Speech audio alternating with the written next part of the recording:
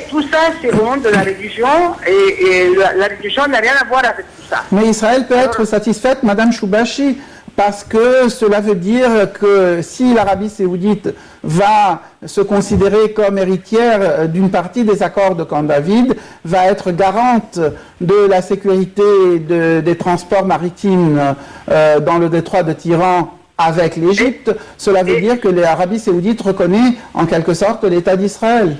Et elle peut ne pas reconnaître. Mais comment est-ce qu'elle hériterait de Camp David, puisque Camp David a été signé par l'Égypte et Israël? Pourquoi elle doit hériter de Camp David? Parce que les îles ont été restituées. Elle récupère ces îles. Les îles ont été restituées à travers les accords de Camp David. D'accord, mais elles n'ont pas, il n'y a pas, Camp David n'a pas dit ça, c'est des îles égyptiennes. Il faut qu'elles restent tout le temps égyptiennes. Non, je ne parle pas de ça. Je ne dis pas que les îles sont égyptiennes, mais ce sont des îles qui doivent être démilitarisées.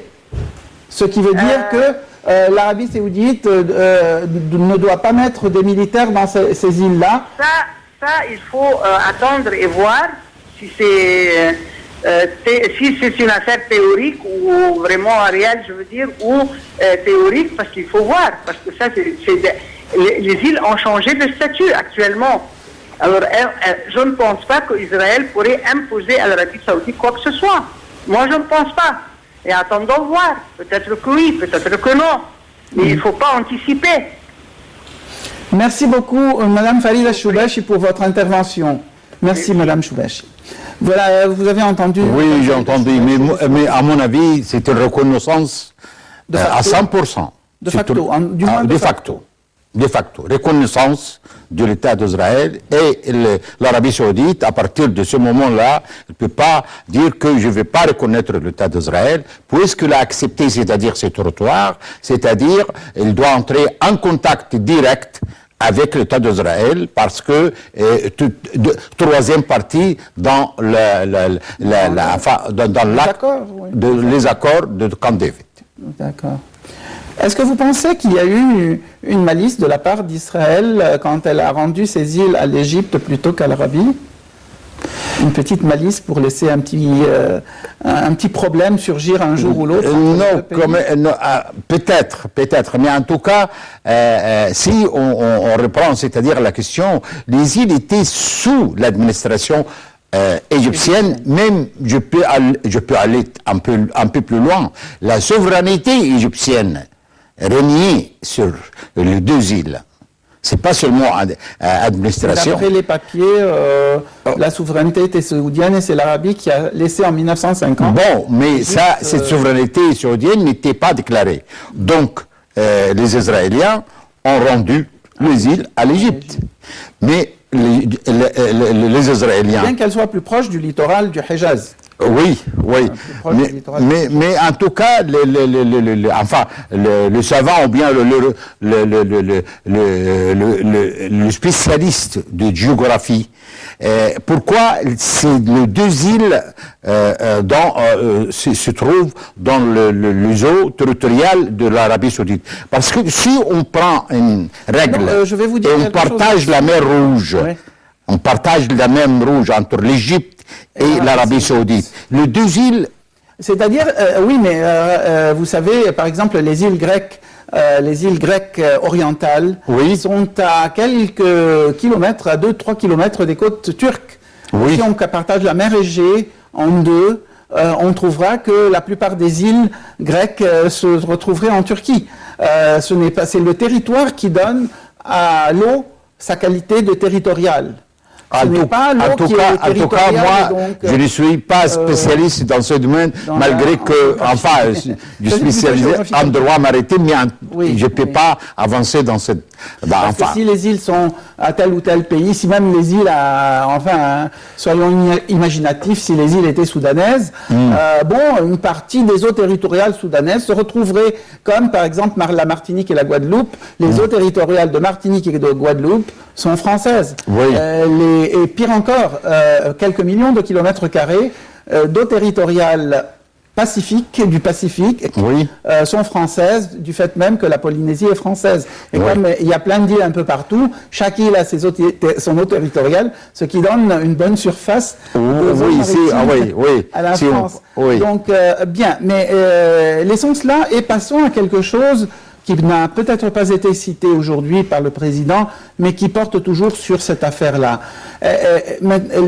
Beaucoup d'Égyptiens se sont dit aujourd'hui les îles, demain Halayeb, le triangle de Halayeb. Peut-être que les îles, ça passe encore, c'est petit déjà, et inhabité. Mais Halayeb est un territoire qui fait entre 15 et 17 000 km², en tout cas, qui est plus grand que le Liban, comme territoire. Halayeb et Shalati. Oui, le triangle de Halayeb. Oui.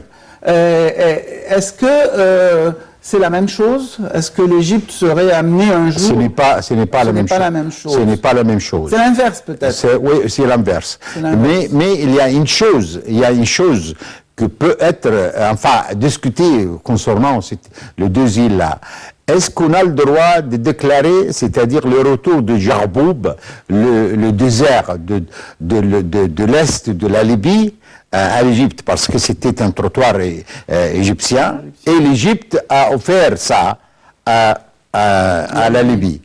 Mais est-ce que là, c'est devenu complètement libyen maintenant avec cette histoire de deux îles, ou bien alors l'Égypte peut déclarer le retour de ce désert. Ça, c'est une question un peu délicate avec la Libye. Mais pour le Soudan, il me semble que c'est l'Égypte qui avait cédé à la province égypto-soudanaise de Port-Soudan, puisqu'avant 1956, le Soudan était égyptien. L'Égypte a cédé ce triangle habité par des tribus Beja qui ont la plupart de leurs membres en territoire soudanais dans la province de Port-Soudan. Deuxième chose, Port-Soudan était beaucoup plus proche de Halayeb que ne l'était Suez pour Halayeb. Mais comme le Soudan et l'Égypte étaient un seul pays, ça ne pouvait rien faire de mal. Mais si on part de ce principe-là, tous les îles de la mer Rouge, à partir de Bab el-Mandab jusqu'au nord, jusqu'à maintenant, sur les îles, on trouve un croissant égyptien avec la phrase suivante, Royaume d'Égypte. Jusqu'à maintenant. En tout cas, il y a une île très importante Est-ce qu'on peut récupérer tous ces îles-là? Il y aura un problème avec l'Érythrée, avec le Soudan. Avec le Yémen, il y a une île très importante. Périm qui contrôle le détroit de Bab el-Mandab, qui est la plus importante. Oui, mais moi je parle les petites îles pour diriger, c'est-à-dire pour que le navire ne confronte pas les îles ou bien le rocher qui se trouve dans la mer Rouge. Le royaume d'Égypte a mis un point éclairé avec le drapeau égyptien et l'emblème du drapeau égyptien qui était le croissant. Exactement. Si on part de ce principe-là, donc tous ces îles-là sont des îles égyptiennes. En tout cas, pour... mais il y a une autre règle pour spécialiste de géographie, il y a une autre règle. Cette règle, c'est-à-dire le partage entre l'Irak et l'Iran, par exemple, concernant le Shatt al-Arab. Ils ont, les spécialistes ont dit non, ça appartient à l'Irak. Pour quelle raison? Moi, je ne suis pas vraiment spécialiste dans ce domaine-là. Bien, mais pour Halayeb, ça c'est égyptien. Non, Halayeb et Shalati. S'ils étaient sous administration soudanaise à une certaine époque, c'est simplement parce que l'Égypte... Il y a une affinité entre la population du Halayeb et avec le Soudanais. Mais l'affinité de tout le sud de l'Égypte. Moi, franchement, je suis originaire... Mais si on devait se parler d'affinité, les Alsaciens seraient allemands, les Dunkerque seraient belges. Les habitants d'Assouan et de Kena sont beaucoup plus proches aux Soudanais que le nord de l'Égypte. Bien. Retournons donc à la rencontre du président Abdel Fattah el-Sisi avec les intellectuels après cette parenthèse. Oui. Est-ce que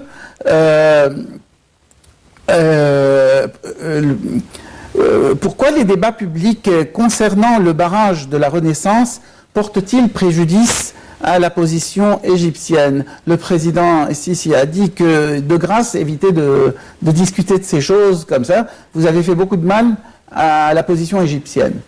En quoi est-ce que débattre publiquement du barrage de la Renaissance porte préjudice à l'Égypte?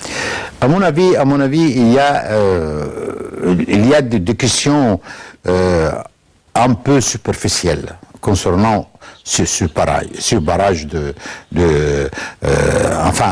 l'Éthiopie. Mais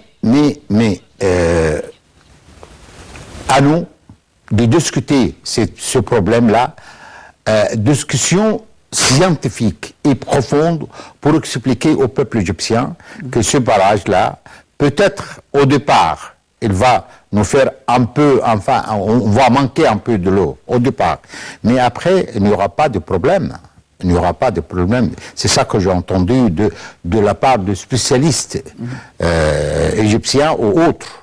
Après, le problème, ça sera terminé. Alors justement, je pense que, oui. Mais ça, évidemment, au départ, il y aura des spécialistes peuvent le dire, puisqu'au départ, de toute façon, même si l'eau sera bloquée en amont du barrage de la Renaissance, nous avons le lac Nasser qui, lui, a suffisamment d'eau. Donc, oui.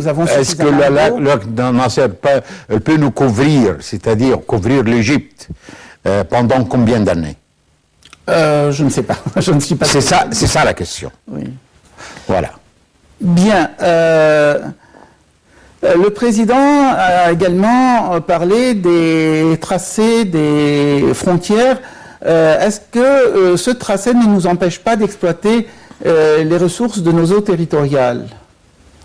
C'est-à-dire le tracé des frontières maritimes nous donne le droit d'exploiter toutes nos eaux territoriales. Oui, bien sûr. Évoquer brièvement la question. Il y a une zone territoriale, c'est-à-dire la souveraineté doit régner, mais il y a d'autres zones qu'on appelle les zones économiques, on peut l'exploiter. Mais on n'a pas souveraineté sur les eaux économiques, c'est-à-dire le passage de navires étrangers, on ne peut pas l'empêcher. Mais on peut empêcher le navire qui passe par les eaux territoriales. 12 000 kilomètres, enfin pas... 12 000 marins. 12 000 marins. 12 000 marins. 12 000 marins. Après les 12 000, c'est la zone économique.